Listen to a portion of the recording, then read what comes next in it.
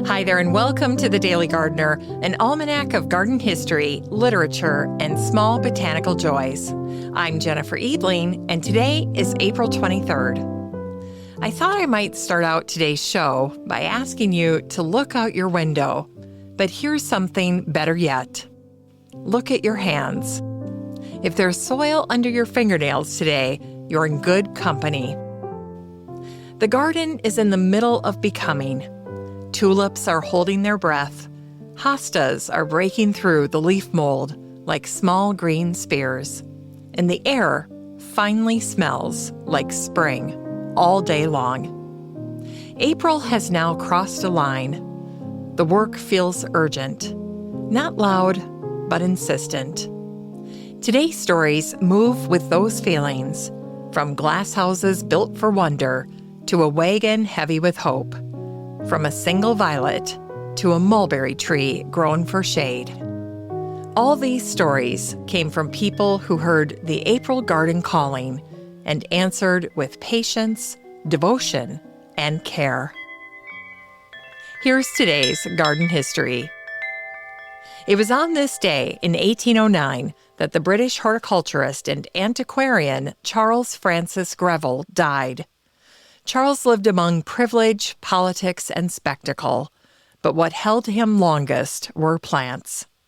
At his home in Paddington Green, then a quiet edge of London, Charles built glasshouses designed to do something difficult: hold the tropics through an English winter. These were not show houses, but working rooms. Glass, brick, vents, and thermometers, all checked before dawn. Charles worked patiently, adjusting heat, watching condensation form, then fade, and learning how long warmth could be held once the sun went down. Then, in the winter of 1806, Charles coaxed Vanilla planifolia to flower indoors, the first time it had ever bloomed under English glass. No audience gathered. No announcement followed, just a flower opening because the conditions were finally right. Charles treated his plants as works of art, recording their health with greater care than his political affairs.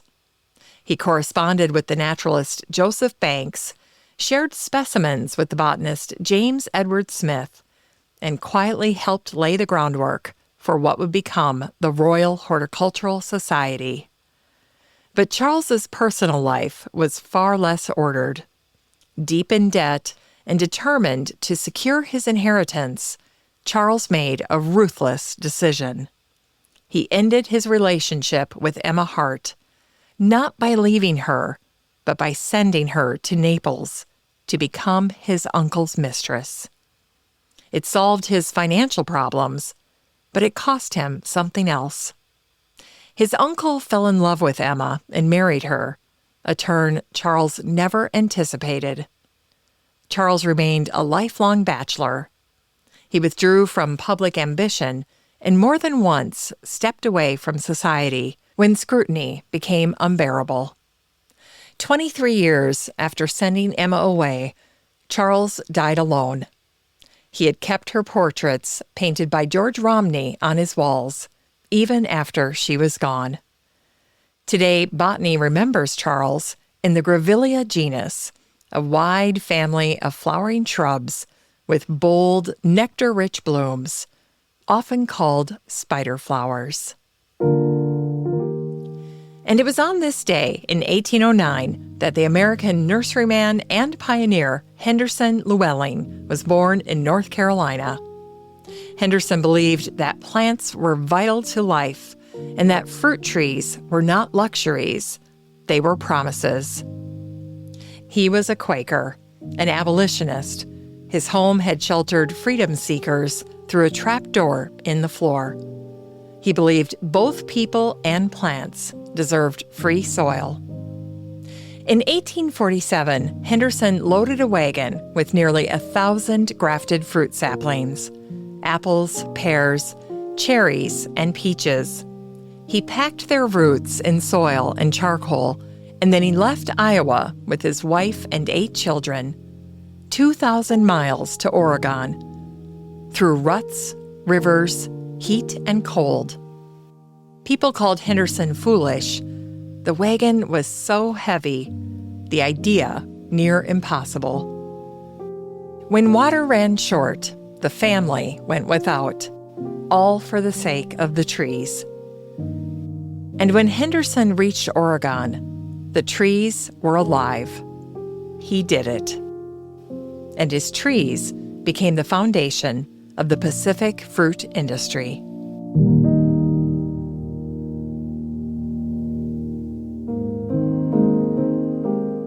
In today's Unearthed Words, we hear an excerpt from the garden writer Lee Reich from his book, A Northeast Gardener's Year, published in 1992. Lee wrote, "A friend of mine, who is a very good gardener, gets a laugh from the current vogue for perennial flowers. Sure, perennials are some of our most beautiful flowers, but a lot of people are attracted to the perennial in perennials. You plant them once, and then just sit back thereafter to enjoy the flowers. Well, 'tain't so." He goes on to contend that annual, not perennial, flowers are easiest to grow. Each year, you can rototill or hand dig a bed of annual flowers and begin with a clean slate. Weeding a perennial bed, on the other hand, must be done carefully and with a hoe. And if the bed has been neglected for even one season, the job requires getting down on all fours and digging out weeds with a trowel. Clumps of perennials also need to be divided periodically when they become old and woody. I take issue with my friend's contention that annuals are less work than perennials. It really is a matter of what each of us considers work. Because I regularly weed my perennials, the weeds never get a strong foothold. I find the short, undemanding sessions I spend weeding pleasurable. And because I do not till any part of my garden, digging up and dividing a clump of tansy satisfies what seems to be a primal urge I have to dig in the soil this time of year. Is this any less fun than transplanting annuals? Well, Lee knows something here that most gardeners learn the hard way, that the work we call a chore is usually just love we haven't named yet. It's time to grow that garden library with today's book, Dahlias by Naomi Slade. This book is part of Flora and Flowers Week here on The Daily Gardener. It's a week of book recommendations, all devoted to flowers. Naomi Slade is a garden writer and horticulturist. In Dahlias, she writes about these super-sized blossoms, the way gardeners talk about old friends, with affection, fascination, and yes, with a little disbelief that something so big and bold can return so faithfully if we only remember to dig them up before the snow flies. Naomi traces the Dahlia's journey from wildflowers in Mexico to a 19th century obsession that never truly disappeared. Dahlias were once traded as a coveted floral currency, which makes it so sad that they are so easily lost, often forgotten, and sometimes found again. A fortunate rediscovery for any gardener. Naomi traces the Dahlia's journey from wildflowers in Mexico to a 19th century obsession that never truly disappeared. Naomi writes, "To grow a dahlia is to enter into a contract with color." Naomi's book understands why these blooms are so loved and why they never entirely go out of style. And finally, here's something sweet to ignite the little botanic spark in your heart. It was on this day in 1616 that the English poet and playwright William Shakespeare died. William lived by words, but he also trusted plants and the meanings they carried. His plays are filled with them.